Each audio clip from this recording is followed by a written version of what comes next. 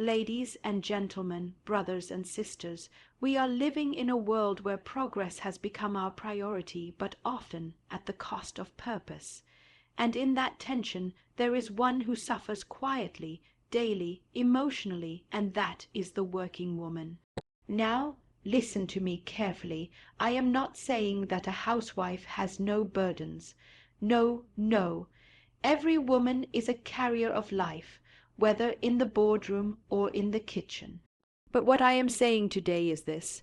A woman who works outside the home faces a different kind of emotional battle, a more complex pressure than many understand. Why? Because she is not just working a job, she is carrying two full-time responsibilities on her shoulders every single day. When purpose is not known, abuse is inevitable. Dr. Miles Monroe, you see, society has redefined the woman's role, but it has not restructured her emotional support. The modern working woman is expected to perform like a man in the workplace and still nurture like a mother at home. That's a dual calling, but without dual grace, and that's why she suffers emotionally. Let me explain. The housewife, though often misunderstood, has the chance to focus her emotional energy in one domain, her family. Her stresses are real, but more predictable. But the working woman, she walks into the office with a professional mask and walks back home needing to be wife, mother, counselor, cook, cleaner, and still find time to smile. She is exhausted not just physically, but emotionally bankrupt. She's tired of pretending she's okay, and here's the tragedy: nobody sees it. Her boss sees performance, her husband sees dinner, her children see mommy. But who sees her tears? My friends, it's not weakness, it's weight. And where there is weight without support, there is emotional collapse. Let me tell you something. God designed women to be powerful, but power must be preserved through principle. If we force women into roles that compete with their original design instead of complementing it, we create emotional conflict, and conflict within becomes depression without. You see, success in life is not just about achievement, it's about alignment with purpose. And I say to every man here today, if you have a working woman in your life, you better understand her burden. She doesn't need more pressure, she needs more partnership. To the women who are working, raising children, holding homes together, I honor you. But I also say, you must not lose yourself in the race to be everything to everyone. You were not created to be burned out, you were created to bear fruit. And to the housewives, never believe the lie that says you are less valuable. You are a nation builder. Your emotional labor is eternal labor. In closing, hear me, true progress is not when women do what men do, but when women do what they were born to do, without emotional loss. The greatest tragedy is not a tired body, but a tormented soul. Let us restore emotional honor to the women who give their all everywhere, every day. A working woman carries two full-time roles, one in her professional life and the other in her personal life. She is required to show up at the workplace with strength, clarity, and competence, expected to deliver results, meet deadlines, and perform under pressure. But when the workday ends, her responsibilities don't. She goes home to a second shift, being a wife, a mother, a caretaker, a nurturer, and a homemaker. The expectations do not reduce. They merely shift arenas. The challenge lies in the fact that while her responsibilities have multiplied, the emotional, spiritual, and social support has not.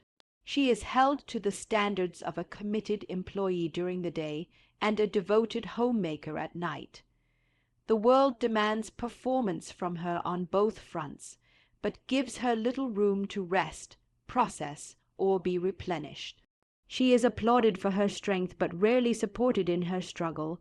There is no pause button for her emotions. At work, she must suppress the fatigue of home. At home, she must silence the stress of work. And in that constant cycle of switching roles, she slowly begins to lose touch with herself. The world praises her for doing it all, but doing it all without the grace to carry it all is what leads to quiet suffering. Grace is not just divine favor, it's the empowerment to carry a task with joy and peace.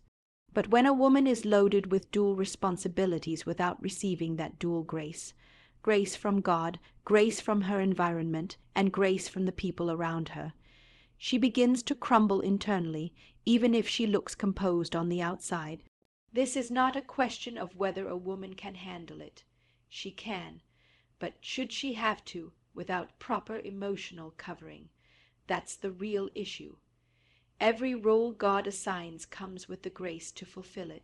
But when culture and ambition stretch those roles beyond their divine design, grace begins to thin and emotional weight begins to grow.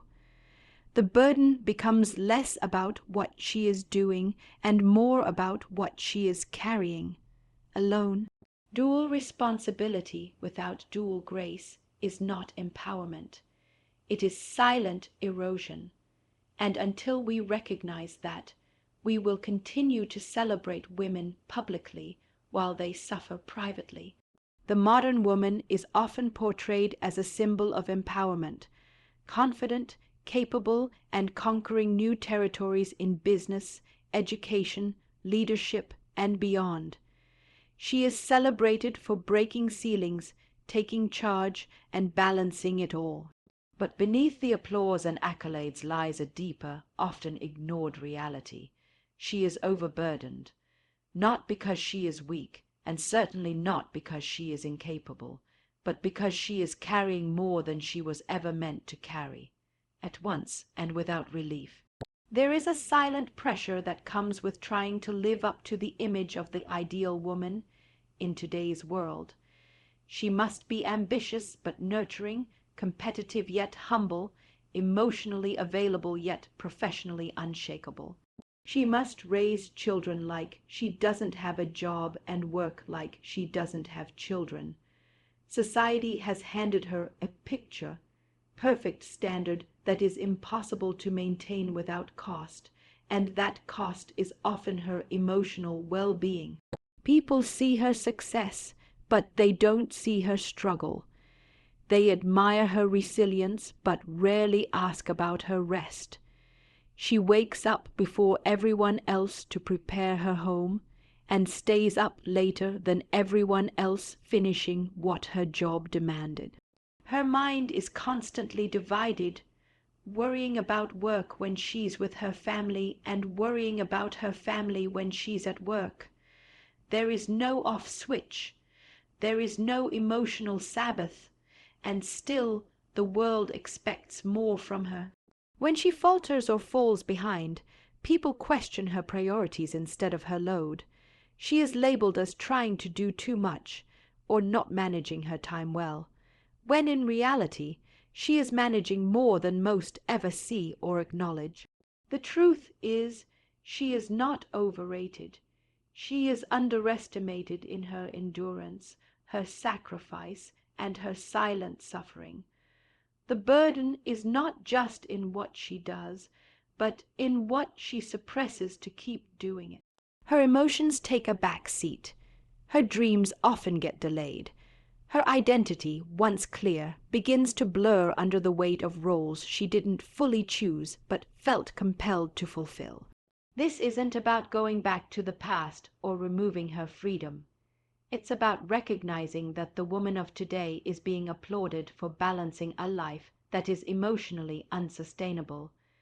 She needs more than praise. She needs protection.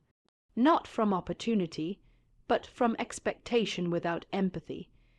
Because no matter how high she climbs, she is still human, and the strength we celebrate must not blind us to the support she desperately needs. Emotional burnout doesn't begin with a breakdown. It begins with a slow, steady draining of the soul, something that working women experience daily, often without even realizing it. They don't wake up one morning and collapse under the weight. Instead, they learn to function while exhausted, to smile while overwhelmed, and to serve while empty. That's why it's silent. That's why it's dangerous. Because the very women who are most affected by it are the ones who have been conditioned to ignore it, suppress it, or label it as weakness. Working women are expected to keep going. When the work hours end, the responsibilities at home begin. There is rarely space to pause and rarely permission to stop. They wake up each day knowing the expectations waiting for them: professional deadlines, family obligations, emotional caretaking, and yet they are given no time or tools to restore what those demands deplete. Over time, this constant giving without receiving becomes emotional burnout, not just tiredness, but emptiness, and the symptoms aren't always loud.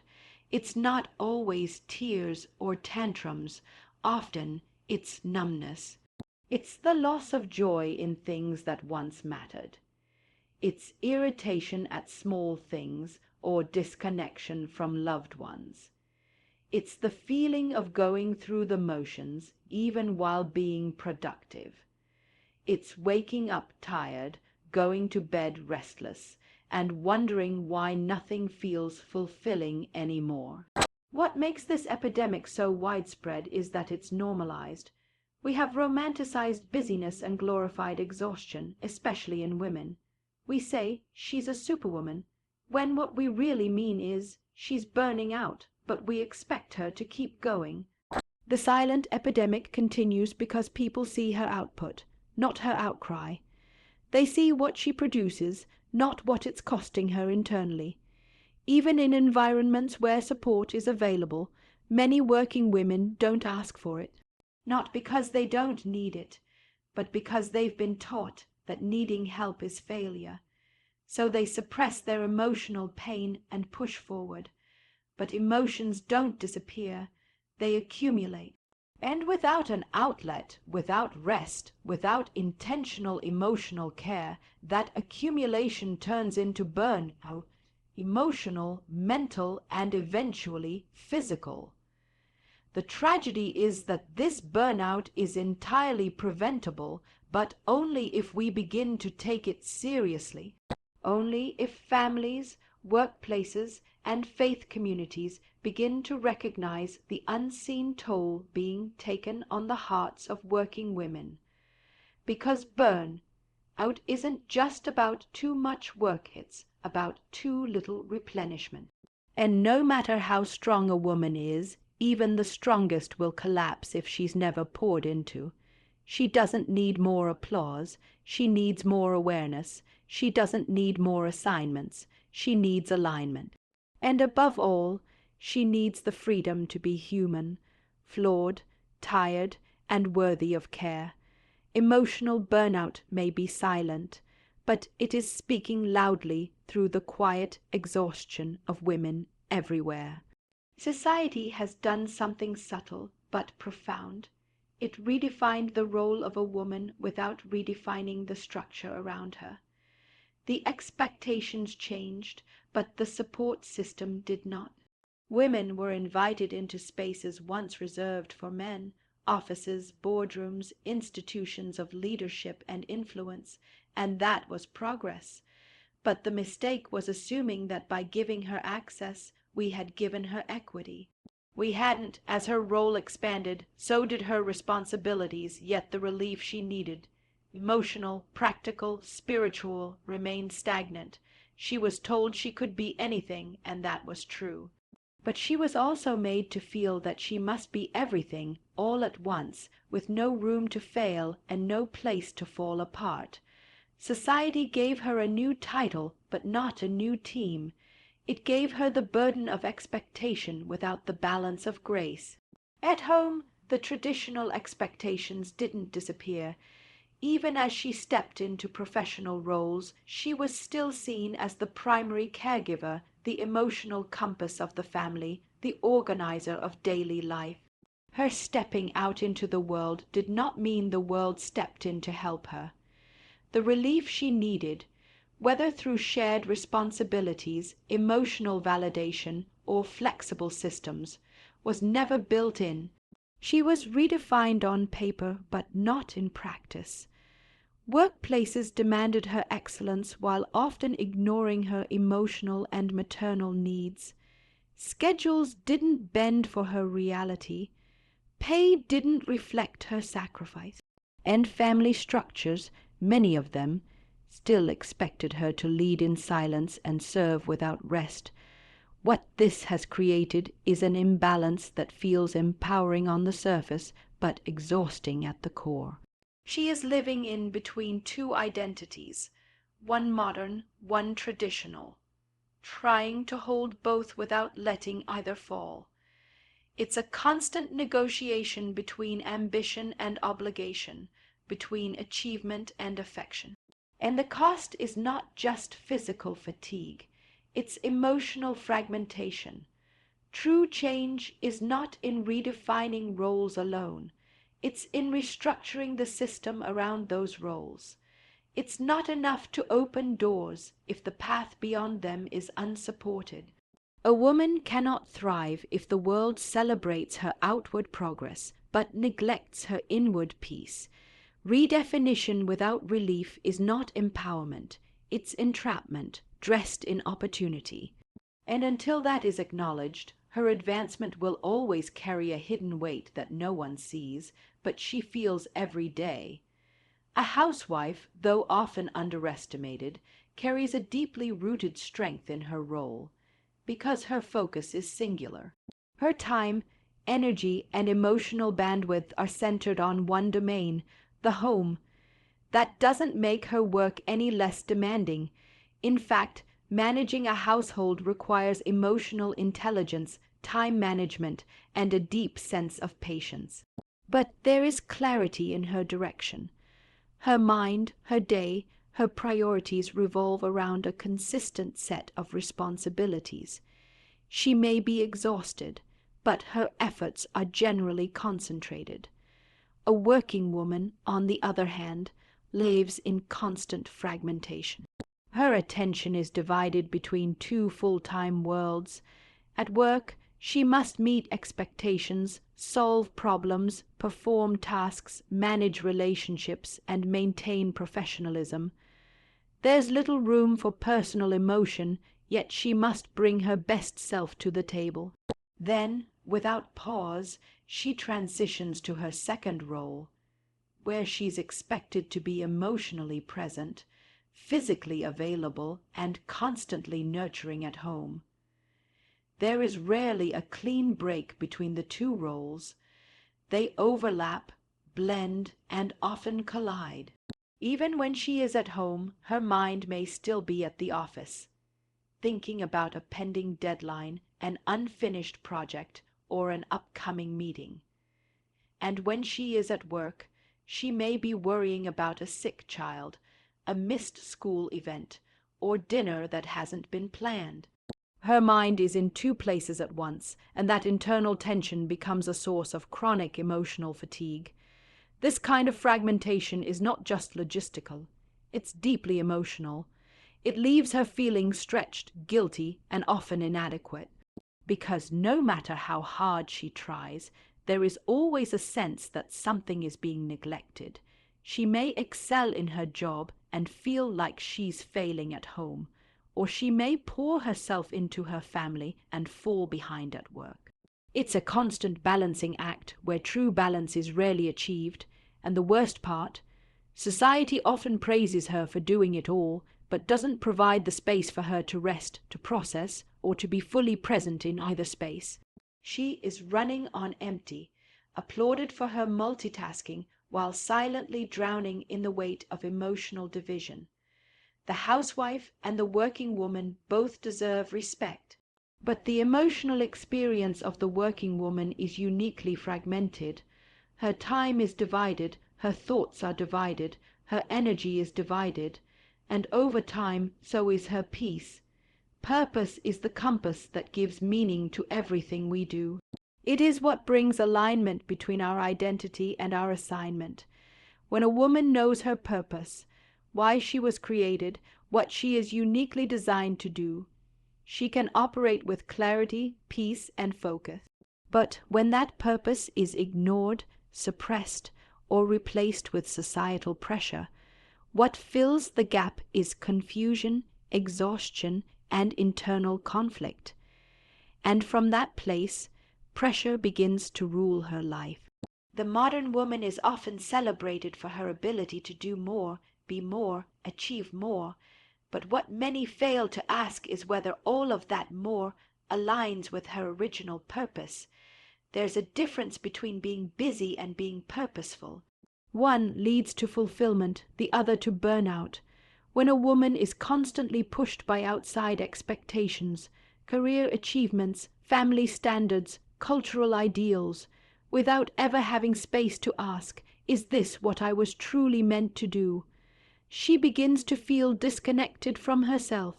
She may be outwardly successful, but inwardly empty.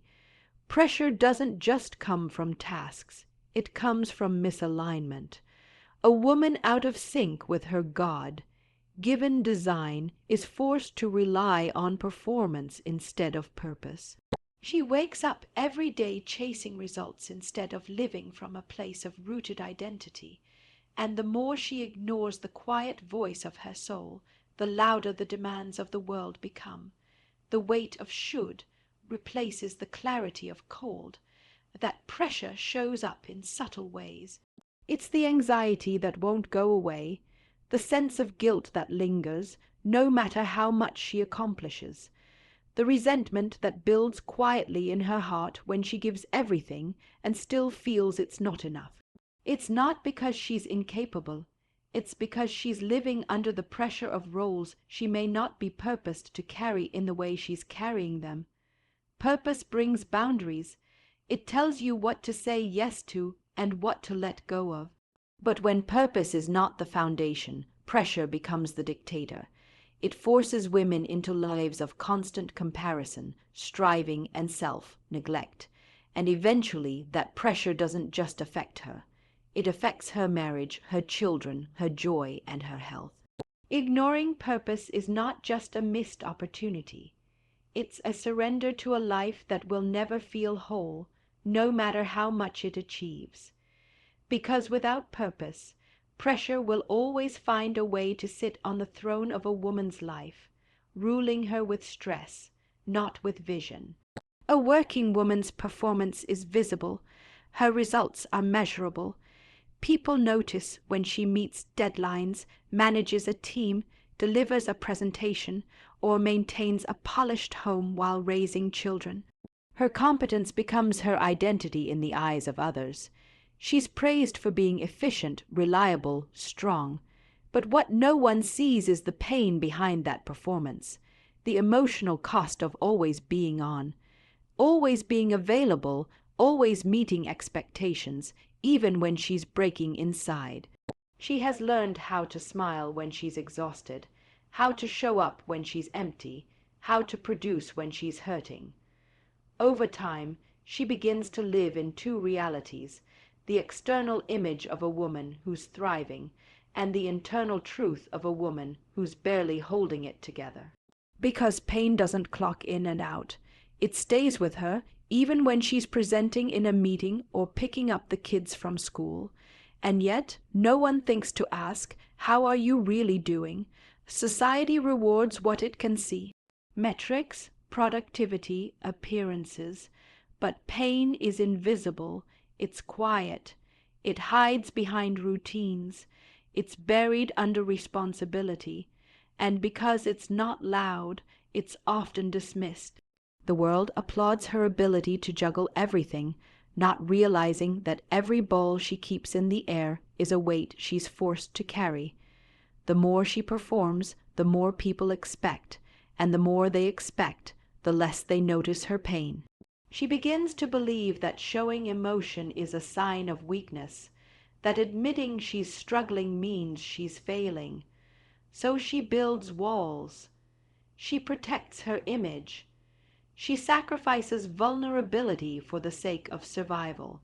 And in doing so, her pain becomes private, personal, and unaddressed. There is something deeply isolating about being admired for your strength when your soul is silently breaking. That is the tragedy of being a high, functioning woman in a world that only values outcomes. She doesn't need more applause. She needs someone to see beyond her performance, to notice the cracks behind the competence, to acknowledge that behind every strong woman is a human being who feels deeply, who carries quietly, and who suffers invisibly. Until we learn to look past performance and listen for the pain, we will keep losing women to silent suffering, all while applauding their strength. And that is not success. That is neglect. Support is not an optional extra in a working woman's life. It is a foundational requirement. It is as essential as the breath she takes between responsibilities. Without support, even the most capable, disciplined, and passionate woman will eventually collapse under the weight of everything she's expected to carry. It's not a question of strength. It's a matter of sustainability. No one, no matter how strong, is designed to function alone in every area of life. A woman who works, whether in the marketplace, the ministry, or managing her household, pours herself out daily. She gives emotionally, mentally, physically, and often spiritually. But what many fail to see is that this kind of giving requires consistent replenishment. Just as a car cannot run without fuel, a woman cannot keep functioning at a high level without a system of support that restores her. That support may come through a partner who shares the household load, a workplace that respects her time, a community that checks in on her, or even internal rhythms of rest and solitude. Yet too often support is treated like a bonus or an act of charity, something she's lucky to have, not something she's entitled to, and that mindset is dangerous. It subtly tells her that her exhaustion is normal, her struggle is expected, and her loneliness is simply part of the price of being strong. But this is not noble, it is negligent. Because when a woman is left to navigate her responsibilities in isolation, the damage doesn't just stay within her. It spills over into her relationships, her health, and her purpose. Support is not weakness. It is wisdom. Even the strongest structures need pillars. Even the most powerful machines need maintenance, and a woman, who is often the emotional and relational backbone of her home and workplace, needs people, systems, and spaces that uphold her when she can't uphold herself.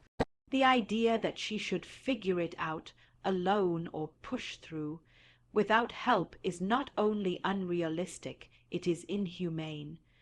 Real support is proactive, not reactive. It doesn't wait for her to break before offering relief. It sees her, hears her, and steps in before the tears, before the silence, before the burnout. It says, "You don't have to earn rest. You deserve it simply because you are human." Until support is treated as a necessity, women will continue to carry silent burdens, doing what needs to be done while quietly falling apart. And the world will continue to applaud their resilience while ignoring the price they paid to appear fine. But when support becomes part of the structure, not the exception, we begin to protect not just their productivity, but their peace. Success is often measured by achievements, titles, income, and outward recognition. But when these external markers come at the cost of emotional health, what looks like success on the outside is actually failure in disguise, because true success is not just about what you accomplish, it's about who you become in the process. If your soul is weary, your heart is heavy, and your mind is overwhelmed, no amount of professional or social achievement can fill the void inside. A working woman can climb every ladder, break every ceiling, and still feel empty if her emotional well-being is neglected. She may be admired for her drive and determination, but inside she might be battling loneliness, anxiety, or unresolved pain. The pressure to maintain appearances, always strong, always composed, only deepens her internal struggle. Without emotional health, success becomes a mask she wears to hide exhaustion, stress, and unmet needs. Emotional health is the foundation that sustains every other part of life. It allows a woman to experience joy in her accomplishments, resilience in her challenges, and peace in the midst of chaos. Without it, success can become a cycle of striving without fulfillment, achievement without contentment, and progress without purpose. It is the difference between living a life of meaning and living a life of mere motion. When emotional health is sacrificed, relationships suffer. Marriages become strained, children feel the distance, friendships grow distant, and a woman's sense of identity becomes fragmented. She may gain the world professionally but lose the peace of her personal life. And no award, promotion, or accolade can replace the healing that emotional health provides. True success honors the whole person, mind, body, and spirit. It values rest as much as work, peace as much as progress. It recognizes that a woman cannot pour from an empty cup. Achievements mean little if they come with a cost that breaks the heart. Success without emotional health is not victory. It is a hollow triumph. It is an unfinished story, and until we redefine success to include emotional well-being, many women will continue to reach great heights only to find themselves falling short in the most important place, their own hearts. In our society, the value of a woman is often measured by her productivity, how much she earns, how high she climbs, how efficiently she manages her roles. But true honor is not based on output. It is rooted in recognizing the inherent dignity and worth of every woman, regardless of where she serves. Whether she chooses to devote her life to the home or the workplace, every woman deserves respect, support, and acknowledgement for the unique and vital role she plays. Too often, housewives are overlooked, their work dismissed as invisible or less important. At the same time, working women are celebrated for their achievements, but rarely honored for the emotional and spiritual sacrifices they make behind the scenes. Both are critical roles that sustain families, communities, and societies. To honor women fully means to value the full spectrum of their contributions, not just the visible or financially measurable ones. Honoring women also means creating environments, at home and at work, where they are supported emotionally, spiritually, and practically. It means husbands and families recognizing the emotional labor that their wives carry. It means employers and colleagues acknowledging that a woman's value is not solely defined by her productivity, but by her humanity. When honor is restored, women no longer have to prove their worth through endless effort. Instead, they are empowered to live authentically and with purpose. Restoring honor is also about reclaiming identity. Many women have been pressured to conform to societal expectations that do not reflect their true selves or their God-given design. When honor is restored, women can embrace their calling, whether it's in nurturing a family, leading a corporation, serving in ministry, or any combination thereof, without guilt or shame. They are seen as whole, valuable, and irreplaceable. This restoration is a collective responsibility. It calls for a shift in mindset, a cultural transformation where honor is not reserved for the few but extended to all women, recognizing that every role is necessary and worthy. When honor is restored, women are freed from the burden of comparison, competition, and undervaluation. They can walk in confidence, knowing they are treasured and respected for who they are and what they do. In honoring women both at home and at work, We build a foundation for healthier families, stronger communities, and a more just society. It is not just an act of kindness. It is a recognition of truth. Every woman deserves to be honored, supported, and celebrated for the fullness of her contribution to the world.